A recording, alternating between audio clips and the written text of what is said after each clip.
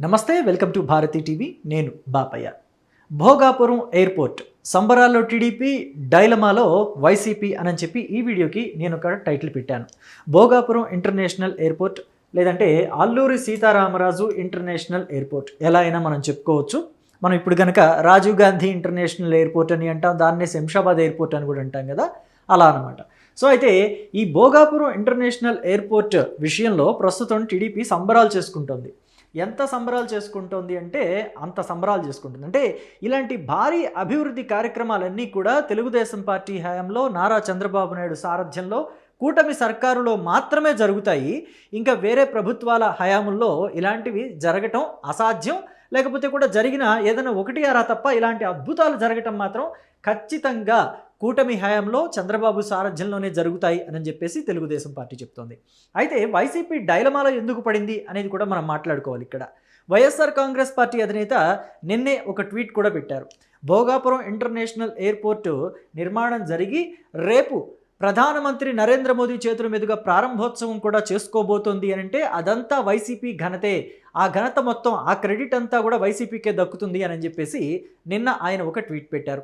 అయితే ఆ ట్వీట్ పెట్టారో లేదో వాట్సాప్ గ్రూపుల దగ్గర నుంచి అలాగే సోషల్ మీడియా గ్రూపుల వరకు ప్రతి ఒక్క దాంట్లోనూ జగన్మోహన్ రెడ్డిని తీవ్రంగా ట్రోల్ చేసి పడేశారు తెలుగుదేశం పార్టీ వాళ్ళు. ఎందుకంటే జగన్మోహన్ రెడ్డి గతంలో అసలు విశాఖపట్నంలో అంత పెద్ద ఇంటర్నేషనల్ ఎయిర్పోర్ట్ ఉంటే మళ్ళీ ఇప్పుడు భోగాపురం ఎయిర్పోర్ట్ ఎందుకు దండగా, విశాఖపట్నంలోనే మధ్యాహ్నానికి అసలు ఏమీ ఉండటం లేదు, ఈగలు తోలుకుంటున్నారా ఎయిర్పోర్ట్లో అని మాట్లాడారు. అలాగే తాను అధికారంలోకి వస్తే ఇప్పుడు తెలుగుదేశం పార్టీ ఏదైతే భోగాపురం ఎయిర్పోర్ట్ కోసం ల్యాండ్ ఎక్విజిషన్ చేసిందో, భూసేకరణ చేసిందో ఆ ల్యాండ్ అంతా కూడా తిరిగి మళ్ళీ నేను అధికారంలోకి వచ్చాక ప్రజలకు ఇచ్చేస్తానని చెప్పారు. కానీ ఇవ్వలేదు. అలాగే ఇంకొక మాట కూడా అన్నారు, ఎర్ర బస్సు రాని ఊరికి ఎయిర్ బస్సు కావాలా అని చెప్పేసి కూడా మాట్లాడారు. అంటే మొత్తం రియల్ ఎస్టేట్ దందా చేసుకోవటానికి మీరు ప్రజల్ని మోసం చేస్తున్నారు అని మాట్లాడారు. జగన్మోహన్ రెడ్డి అలా మాట్లాడేసరికి జనం కూడా నిజమే అనుకున్నారు. విజయనగరం అలాగే శ్రీకాకుళం జిల్లా వాసులంతా కూడా 100% విశాఖ వాసులు కూడా కూటమికి కాకుండా, అంటే అప్పట్లో తెలుగుదేశం పార్టీకి కాకుండా వైసీపీకి ఓట్లేశారు. 2019లో జగన్మోహన్ రెడ్డి థంబింగ్ మెజారిటీ తోటి సీఎం అయ్యాడు. అయితే మరి తాను చెప్పినట్టుగా ఆ భోగాపురం ల్యాండ్స్ ఏవైతే ఎయిర్పోర్ట్ నిర్మించడం కోసం అప్పట్లో తెలుగుదేశం పార్టీ సేకరించిందో వాటన్నిటినీ వెనక్కి ఇచ్చేయాలి కదా. కానీ జగన్మోహన్ రెడ్డి ఏం చేశారు, 2700 ఎకరాలు ఎయిర్పోర్ట్ నిర్మాణం కోసం భూసేకరణ చేపడితే, అప్పట్లో తెలుగుదేశం 2700 ఎకరాలు ఎయిర్పోర్ట్ నిర్మాణం కోసం భూసేకరణ చేపడితే 2300 ఎకరాలు మాత్రమే ఇచ్చి నిర్మాణ పనులని ఆయన స్టార్ట్ చేయించారు. అది కూడా ఎప్పుడు 2023లో.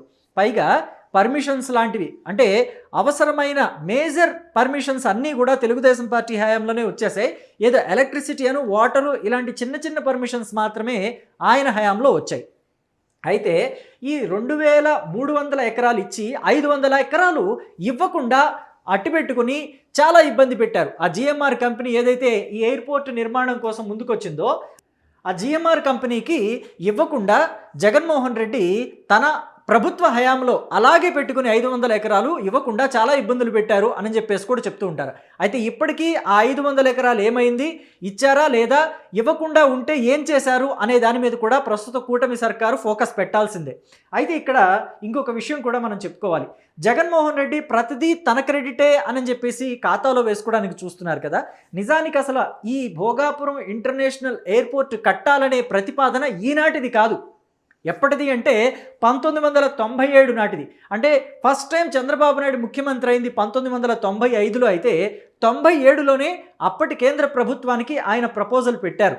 ఇక్కడ భోగాపురం ఇంటర్నేషనల్ ఎయిర్పోర్ట్ నిర్మించాలి. భోగాపురం అంటే భోగాపురం అని కాదు, ఆయన అప్పట్లో ప్రతిపాదించింది ఏంటంటే విజయనగరం విశాఖపట్నం మధ్యలో ఆ ప్రాంతంలో ఒక ఇంటర్నేషనల్ ఎయిర్పోర్ట్ కట్టాలనుకుంటున్నాను, దానికి పర్మిషన్స్ కావాలని అప్పట్లో ఆయన ప్రపోజల్ చేశారు. కానీ ఆ ప్రపోజల్స్ అక్కడే ఆగిపోయినాయి, ముందుకు కదలలేదు. మళ్ళీ 2014లో ఆయన ముఖ్యమంత్రి అయిన తర్వాత కేంద్ర ప్రభుత్వానికి అగైన్ అదే ప్రపోజల్ పెట్టారు. భారతీయ జనతా పార్టీ ఎన్డీఏ ప్రభుత్వం మాత్రం అప్పుడు ఆమోదం తెలిపింది, పర్మిషన్స్ అన్నీ కూడా ఇచ్చింది. మీరు భూ సమీకరణ చేసుకోండి, పర్మిషన్స్ మేము ఇస్తామని చెప్పింది. భూ సమీకరణ కూడా చంద్రబాబు చేశారు. మొట్టమొదటి అయితే ఈ ఎయిర్పోర్ట్ కోసం 15,000 ఎకరాలు తీసుకోవాలనుకున్నారు. ఆ తర్వాత 13,000కి కుదించారు. కానీ జగన్మోహన్ రెడ్డి తన అనునాయులతోటి అలాగే తన వంది మాగదులతోటి కేసులు వేయించి దాన్ని 2,700కు వచ్చేలాగా చేశారు. అయితే ఇక్కడ ఇంకొక మనం విషయం కూడా మాట్లాడుకోవాలి. ఇలాంటి ఇంటర్నేషనల్ ఎయిర్పోర్ట్ మనం చూస్తున్నాం కదా, ఈ ఫొటోస్ అన్నీ కూడా. ఇలాంటి ఇంటర్నేషనల్ ఎయిర్పోర్ట్ మన ఆంధ్రప్రదేశ్లో అయితే ఇంతవరకు లేదు. కానీ ఇంత భారీ ప్రాజెక్ట్ని చేపట్టాలని చంద్రబాబు ఎందుకు అనుకున్నారో తెలుసా? జగన్మోహన్ రెడ్డి అంటారు కదా, ఇక్కడ విశాఖపట్నం ఎయిర్పోర్ట్ ఉండగా మళ్ళీ ఇంకొక ఎయిర్పోర్ట్ ఎందుకు దండగా అని చెప్పేసి గతంలో ఆయన ప్రతిపక్ష నేతగా 2014 నుంచి 19 మధ్య ప్రతిపక్ష నేతగా ఉన్నప్పుడు మాట్లాడారు కదా. కానీ మరి ఆయన మాట కూడా వాస్తవమే కదా, లాజిక్కే కదా. అక్కడ విశాఖపట్నంలో ఒక ఎయిర్పోర్ట్, భారీ ఎయిర్పోర్ట్ ఉండగా మళ్ళీ ఇంకొకటి ఎందుకు అని మీకు అనుమానం రావచ్చు. యాక్చువల్లీ చంద్రబాబుకి దాని దగ్గర కూడా ఒక లాజిక్ ఉంది. అదేంటంటే విశాఖపట్నం ఎయిర్పోర్టు రాష్ట్ర ప్రభుత్వం కిందకి రాదు, అది నేవీ వాళ్ళ ఎయిర్పోర్టు. నేవీ వాళ్ళు యూజ్ చేసుకోవడానికి ఉన్న ఎయిర్పోర్టు. కానీ కేంద్ర ప్రభుత్వం అనుమతితోటి ఎప్పటి నుంచో రాష్ట్ర ప్రభుత్వం కూడా ఆ ఎయిర్పోర్ట్ని యూజ్ చేసుకుంటూ వస్తుంది. కానీ ఏదైనా ఒక సందర్భంలో వాళ్ళు ఇక మీరు కొత్త ఎయిర్పోర్ట్ని చూసుకోండి అని చెప్పేంత వరకు ఉండకుండా మన ఎయిర్పోర్ట్ని మనమే నిర్మించుకోవాలి, రాష్ట్రానికంటూ ఒక ఎయిర్పోర్ట్ ఉండాలి అని చెప్పేసి చంద్రబాబు ఒక సదుద్దేశంతో భోగాపురంలోనే ఎయిర్పోర్ట్ కట్టాలని చెప్పి నిర్ణయించారు. భోగాపురంలోనే, ఎందుకంటే అది విజయనగరంకి దగ్గరగా ఉంటుంది, శ్రీకాకుళం వాసులకి దగ్గరగా ఉంటుంది, ఇటు విశాఖపట్నానికి కూడా చక్కగా ఒక 25 కిలోమీటర్లు 30 కిలోమీటర్ల లోపే ఉంటుంది. చాలా ఈజీగా ఆ ఎయిర్పోర్ట్కి చేరుకోవచ్చు. అలాగే రాకపోకలు సాగించడానికి కూడా ఇబ్బంది లేకుండా ఉంటుంది.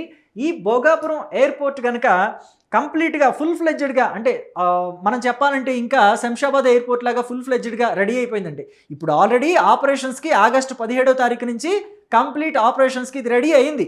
ఇంకా ఫుల్ ఫ్లెడ్జెడ్గా, ఇంకా అదే చెప్పాలంటే అందంగా తీర్చిదిద్దటం, హంగు ఆర్భాటాలతోటి రెడీ చేయటం అంటారు చూసారా, అలా పూర్తి స్థాయిలో రెడీ అయిపోయిందంటే ఎలా డెవలప్ అవుతుందో తెలుసా? విజయనగరం, శ్రీకాకుళం ప్రాంతాలు ఎలా డెవలప్ అవుతాయో తెలుసా?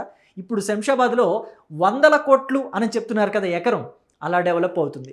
సో ఇది చంద్రబాబు నాయుడు ముందు చూపుకి నిదర్శనం అనమాట.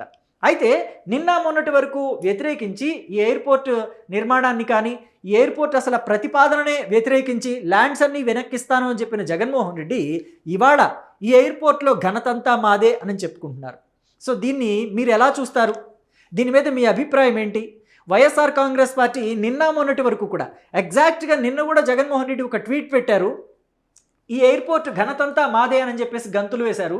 కానీ ఇవాళ చూస్తే మొత్తం అంతా కూడా ఇదంతా తెలుగుదేశం పార్టీ సంబరాల్లో మునిగి తేలే పరిస్థితికి వచ్చేసింది. ఎయిర్పోర్టు నిర్మాణానికి సంబంధించి కావచ్చు, లేకపోతే మొత్తం అంతా ఈ ఎయిర్పోర్టు 2024లో కూటమి అధికారంలోకి వచ్చేసరికి ఎలా ఉంది, ఇప్పుడు ఎలా ఉంది అనేది మీరు చూస్తే కళ్ళు చెదిరిపోతాయి అన్నమాట. మొత్తం అంతా కూడా ప్రతిదీ కేర్ తీసుకొని కూటమి సర్కారు అమల్లోకి తీసుకొచ్చింది, ఆచరించి చూపించింది. మేము ఇలా చేయగలుగుతాము, ఇలాంటి భారీ ప్రాజెక్టులు కూటమితోనే సాధ్యం అని చెప్పేసి. అంటే ఇక్కడ మనం ఇంకొక విషయం కూడా చెప్పుకోవాలి. జగన్మోహన్ రెడ్డి హయాంలో ఈ ప్రాజెక్టు ముందుకెందుకు కదలలేదు అని అంటే, ఖచ్చితంగా జగన్మోహన్ రెడ్డి పూర్తి స్థాయిలో ఏ ఒక్క కార్యక్రమం మీద దృష్టి పెట్టకుండా కేవలం సంక్షేమ పథకాలు, బటన్ నొక్కాను మీకు డబ్బులు వచ్చాయి, నేను బటన్ నొక్కితే మీకు డబ్బులు వచ్చాయి కాబట్టే మీరు బ్రతుకుతున్నారు, లేకపోతే మీకు అసలు జీవనమే గడవదు అన్నట్టుగా చూపించుకోవాలి, ప్రొజెక్ట్ చేసుకోవాలి, మళ్ళీ ఓట్లు వేయించుకోవాలి అనుకున్నారు. కాబట్టి అన్నిటికీ ఆ బటన్ నొక్కుడు కార్యక్రమాన్నే పరమావధిగా పెట్టుకున్నారు. కాబట్టి ఇక్కడ ఈ ఎయిర్పోర్ట్ అనేది ఎక్కడ వేసిన గొంగళి అక్కడే ఉండిపోయింది. జగన్మోహన్ రెడ్డి మళ్ళీ సీఎం అవటం అంటే ఈ ఎయిర్పోర్టు 2049కో ఆచరణలోకి వచ్చేది, అందుబాటులోకి వచ్చేది. జగన్మోహన్ రెడ్డి కాకుండా కూటమి సర్కారు అందుబాటులోకి వచ్చింది. కాబట్టి ఒకవైపు సంక్షేమ పథకాలు అమలు చేస్తూనే, ఒకవైపు సంక్షేమ పథకాలని సైమల్టేనియస్గా అమలు చేస్తూనే రాష్ట్రంలో రోడ్లు వేస్తున్నారు, పోలవరం ప్రాజెక్టు కడుతున్నారు, అమరావతి నిర్మాణం జరుగుతుంది, భోగాపురం ఎయిర్పోర్ట్ కూడా కంప్లీట్గా పూర్తయిపోయింది. ఇలాంటివన్నీ కూడా కేవలం చంద్రబాబు సారథ్యంలో మాత్రమే అటు సంక్షేమ పథకాలని ఇటు అభివృద్ధి కార్యక్రమాలని జోడు గుర్రాల సవారీ చేయించాలి అని అంటే అది చంద్రబాబుతోనే సాధ్యం. కానీ వైఎస్ఆర్ కాంగ్రెస్ పార్టీ వాళ్ళు ఏమంటారంటే, జగన్మోహన్ రెడ్డిని చూసి సంక్షేమ పథకాలని కాపీ కొట్టాడు చంద్రబాబు, గతంలో 2014 నుంచి 2019 మధ్య అన్ని సంక్షేమ పథకాలు లేవు అని చెప్పేసి చెప్తూ ఉంటారు. నిజానికి వాళ్ళందరికీ తెలియని విషయం, ఒక్కసారి రోజా స్పీచ్ వింటే మీకు తెలిసే విషయం ఏంటంటే, జనానికి వైసీపీ వాళ్ళకు కూడా తెలిసే విషయం ఏంటంటే, ఆనాడు చంద్రబాబు హయాంలో కూడా చాలా రకాల సంక్షేమ కార్యక్రమాలు ఉన్నాయి. చంద్రన్న కానుక, చంద్రన్న భీమా, చంద్రన్న అది, చంద్రన్న ఇది, ఏమన్నా ఖర్జూర్ నాయుడు జేబులో సొమ్ము తెచ్చి ఖర్చు పెడుతున్నారా చంద్రబాబు నాయుడు? అన్నిటికీ ఆయన పేరు పెట్టుకున్నాడు, ముఖ్యమంత్రిగా ఉంటే ఆయన పేరు పెట్టేస్తారా, ఇంకా ఎవరి పేర్లు పెట్టరా అని చెప్పి రోజా మాట్లాడిన మాటల్ని గుర్తు చేసుకుంటే అప్పట్లో చంద్రబాబు నాయుడు ఎన్ని సంక్షేమ పథకాలు అమలు చేశారు అనే విషయం మీకు గుర్తొస్తుంది. సో మొత్తం మీద భోగాపురం ఎయిర్పోర్ట్ విషయంలో ప్రస్తుతం కూటమి సంబరాల్లో మునిగి తేలుతుంటే వైఎస్ఆర్ కాంగ్రెస్ పార్టీ మాత్రం డైలమాలో పడిపోయింది. దీన్ని ఎలా తేల్చాలి అని చెప్పేసి అర్థం కాక తలలు పట్టుకుంటున్నారు.